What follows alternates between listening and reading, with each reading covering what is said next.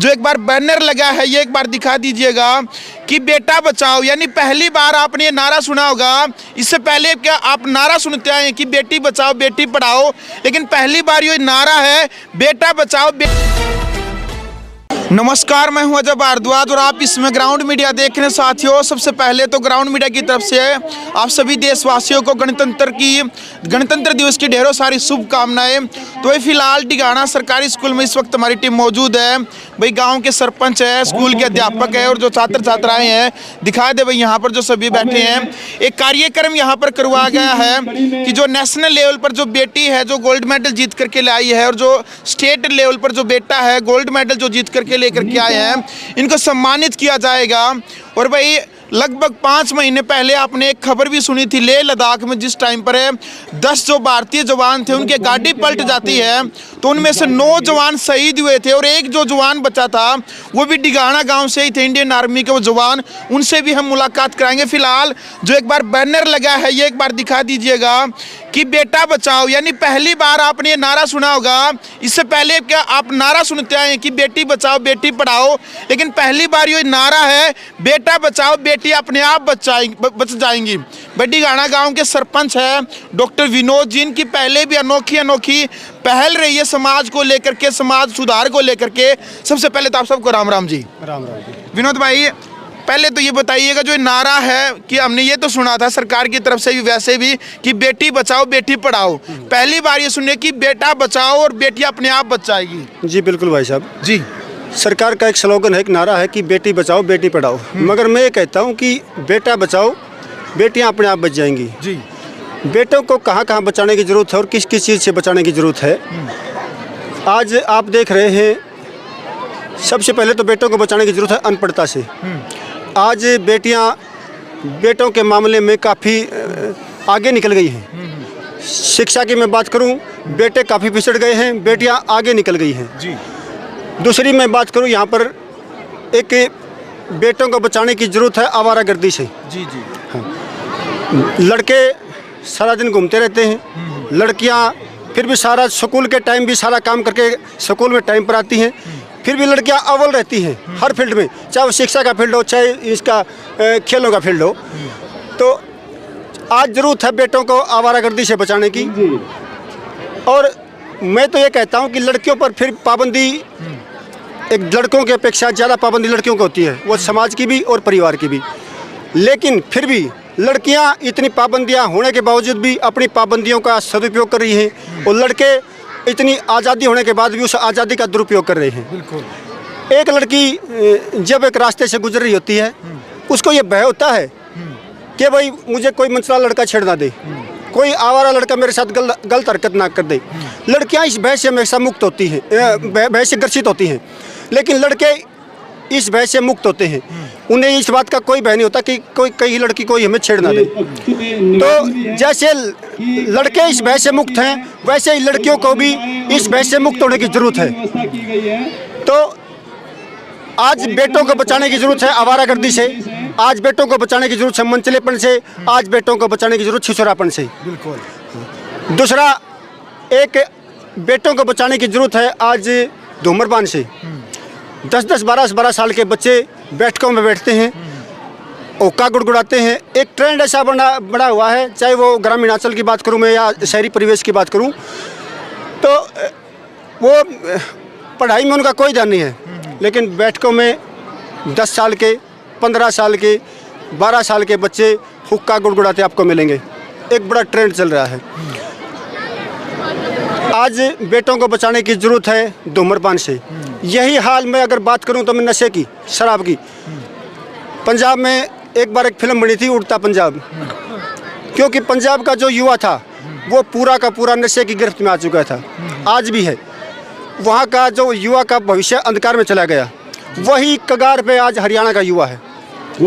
आप डीजे पर देख लो कि शादी में देख लो, 10-12 साल के बच्चे नशा करते हैं, शराब पीते हैं। मैं ये कहता हूँ कि आज शराब से बचाने की ज़रूरत है, नहीं तो वो जल्द दिन दूर नहीं जब बच्चे वही पंजाब का हाल हमारे हरियाणा के युवा का होगा। बिल्कुल। हाँ, तो बच्चों को, बेटों को आज बचाने की ज़रूरत है। बेटियां अपने आप बच जाएंगी अगर बच्चे संस्कारी होंगे, नशे से दूर होंगे, तो एक बाप को अच्छा बेटा मिलेगा, एक बाप को अच्छा दामाद मिलेगा, एक बहन को अच्छा भाई मिलेगा, एक माँ को अच्छा बेटा मिलेगा। और बेटियों की जो ज़िंदगी है वो बेटों से जुड़ी होती है। बिल्कुल। अगर हमें एक लड़का संस्कारी है, उसको नशे से दूर है, तो हमें अच्छा दामाद मिलेगा। अगर बेटियां हमारे किसी शराबी के हम शादी कर देते हैं, तो हमारे मुँह से ये निकलेगा, भाई खाम का छोरी की पढ़ाई, खाम खाई कोई काम नहीं है छोरी की पढ़ाई। हाँ, तो बेटों की ज़िंदगी बेटियों से जुड़ी होती है। हमें ज़रूरत है बेटों को बचाने की। बेटियां तो अपने आप सुरक्षित हो जाएंगी, तो हमें इस बात की गारंटी भी देनी पड़ेगी लड़कियों को कि वो लड़कों की तरफ से महफूज हैं।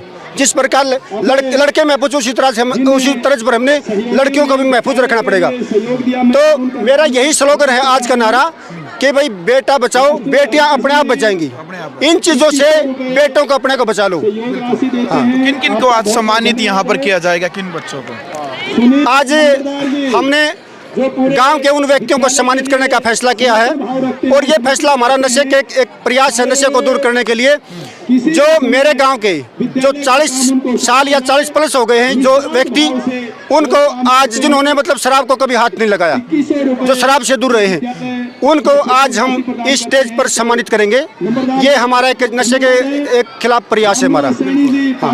अभी आप थोड़ी देर में देख लें, बारी बारी से व्यक्तियों को बुलाएंगे और स्टेज पर सम्मानित करेंगे। ऐसे व्यक्तियों को जिन्होंने 40 साल या 40 ऊपर हो गए हैं, उनको हम सम्मानित करेंगे, जो शराब से दूर रहे हैं। ऐसे व्यक्तियों को सम्मानित करने का हमारी पंचायत आज कार्य करेगी। बिल्कुल भाई। साथ में एक बार अशोक मलिक जी हैं जो चीफ गेस्ट के तौर पर यहाँ पर पहुँचे हैं, क्या कहना चाहेंगे सर? क्या संदेश आप युवाओं को देना चाहेंगे? आज सबसे पहले तो अजय भाई, आपको और आपके दर्शकों को जो इस चैनल को देख रहे हैं, मेरी तरफ से गणतंत्र दिवस की हार्दिक बधाई और शुभकामनाएं। उस तरह जो ये सरपंच साहब और जो समस्त ग्रामवासियों के द्वारा इस आज आयोजन का किया गया है, इसमें जो ये बेटी है कुसुम 48 किलोग्राम ये गोल्ड मेडल लेके आई है। तो इस भावना के साथ आसपास के गाँव के मौजूद लोग भी आज बेटी को सम्मानित करने के लिए आए हैं। तो इसको देखते हुए ग्राम पंचायत ने ये फैसला लिया कि इस आयोजन को हम स्कूल में रखेंगे, क्योंकि आने वाली पीढ़ियां भी सीखेंगी कि ये बेटी ने मेहनत की तो ये जीत के आई है। तो इसके लिए हम भी यहाँ पर अपनी इसको बेटी को आशीर्वाद देने के लिए आए हैं, और हमने यहाँ के माध्यम से आह्वान भी किया है युवाओं को भी, बच्चों को भी, कि वो चाहे वो शिक्षा का क्षेत्र है, चाहे वो खेल का क्षेत्र है, आप आगे बढ़ें, तरक्की करें। जैसा भी हमारे से सहयोग होगा, हम आपके लिए हरदम तैयार हैं।